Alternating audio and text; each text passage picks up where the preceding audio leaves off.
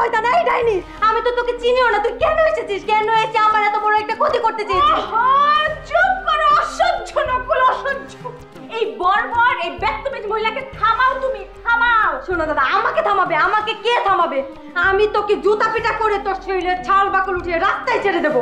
এই মহিলা যা বলছে সেটা যদি আমি তার সাথে করি তাহলে কেমন হবে?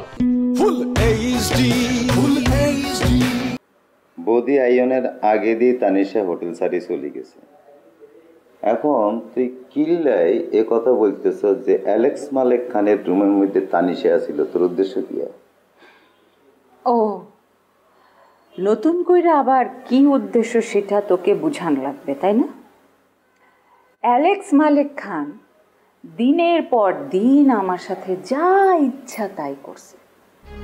নায়িকা বানাবে, নায়িকা বানাবে, নায়িকা বানাবে, এই বইলা কথা দিয়া দিয়া একটার পর একটা ক্ষতি, একটার পর একটা প্রতারণা আমার সাথে করে গেছে।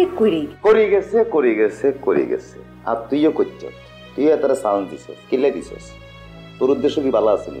তুই নিজে জানোস না রে? তুই কইতে এতি না যে অ্যালেক্স মালেকের ক্ষমতা আছে তোর নায়িকা বানানোর? হ্যাঁ, তুই এত ইসে উড়ে দিছিস কিল্লাই। আর অ্যালেক্স মালেক খানের পিছে পইরা থাকবো না বইলাই আমি সিদ্ধান্ত নিচ্ছি করে একটা শাস্তি দিব। শাস্তি দে দেসা, তোর না করছি কি? অন্তি বলি দে দিয়ে নেই দেখ জায়গা বলি যে ওদিনকে অ্যালেক্স মালেক খানের রুমের মধ্যে তুই আসিলি, কই দে কি? হ্যাঁ, তুই কইতে যাই বাড়ির সামনে যে সরাসরি খাড়াই কই দে যে যেদিনকে আপনি ঘরের মধ্যে ঢুকছিলেন, আমি যখন টের পাইছি আপনি ঘরের মধ্যে ঢুকছেন তখন আমি লুকাইছি কোন বাথরুমে। আপনি বাথরুমে চেক করছেন, আমি বাথরুমে দরজা চিবাতা ছিলাম। তারপরে আপনি টেনশনে আনলে আরে দেন না পুরো রুম সার্চ করি বাইরে চলে গেছেন। তারপরে আমি রুমে একলা আটক ছিলাম কারণ আপনি বাড়িতে তালা মারি গেছেন। তারপরে আমরা ব্যাকে যখন অ্যালেক্স মালেক খান বৌদি বেলেইলে সব যখন রুমের মধ্যে ঢুকছি তখন তুই টের হাইছস কেউ ঢুকছে, ঠাস করে সিবাদি লুকাইছস। দেখি তোর সেভ করি সিবাদি বাইর করি বাইরে হাঁটা দিছি। কই দে কই দে।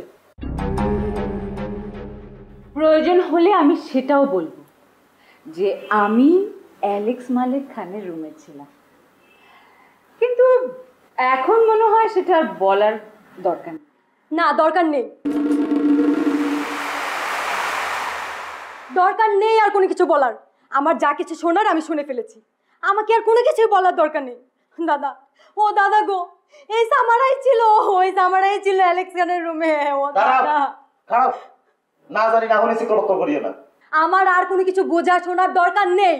এই সামারাই ছিল অ্যালেক্সের রুমে। এই সামারা অ্যালেক্সের রুমে আসিল না। দাদা, তার মানে তুমি এতক্ষণ যাবত নিজের মুখে যা কিছু বলে এসেছো, এখন তুমি আমার সামনে তা সবকিছু মিথ্যে প্রমাণ করতে চাও?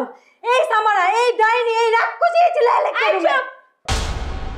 আজব তো, আপনি আমাদের কোনো কথাই শুনলেন না, বুঝলেন না, মাঝখান থেকে এসে আপনি কথার একটা অন্য মানে দাঁড় করিয়ে দিলেন। আমি তো কিছুই বুঝতে পারছি না। আমার শোনা বোঝার প্রয়োজন নেই, তুমি চোপাই মহিলাই। আমি তোমাকে চিনতাম, জানতাম তুমি একটা রাক্ষসী, তুমি একটা ডাইনি, তুমি একটা কুচুকনি। তুমি বোধে হেতি আসিল না, হেতি রুমে আসিল না। এই তানিশার হলে গল্প হইতেছে, তানিশা রুমে আসিল না, এটা হলে আঙ্গ মধ্যে মাত্র কথা হইতেছিল। হেতি রে আমি বলছি তুই যদি ফাঁসাইতে চাস তাহলে তোর নাম কসনা কিল্লাই। হেতি বলছে প্রয়োজন বোধে আমি বলবো যে আমি ছিলাম। তুমি লাস্টের কথাটা শুনছো, পুরা কথা তুমি শুনো ন। এই কথা বলতে চাও এখন তুমি? এই মেয়ে, এই সামারা একটু আগে নিজের মুখে সবকিছু স্বীকার করেছে।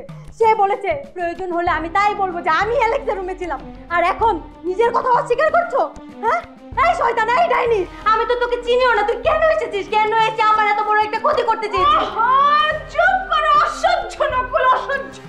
এই বর্বর, এই ব্যক্তিমেজ মহিলাকে থামাও, তুমি থামাও। শোনো দাদা, আমাকে থামাবে? আমাকে কে থামাবে? আমি তোকে জুতা পিটা করে তোর শরীরে ছাল বাকল উঠিয়ে রাস্তায় ছেড়ে দেবো। এই মহিলা যা বলছে সেটা যদি আমি তার সাথে করি তাহলে কেমন হবে? সামারা বললে আর বেচারি ইমোশনাল হয়ে গেছে। তুই বুঝতেছো তার মেন্টাল প্রেশারের কথা, বুঝতেছো সে কি পরিমাণ অত্যাচারের মধ্যে আছে। বাদ দে না প্লিজ, রিকোয়েস্ট করতেছি, যেন ক্ষমা কর। বদি অনেক করছি, বাধ্য না, ঠান্ডাও না প্লিজ।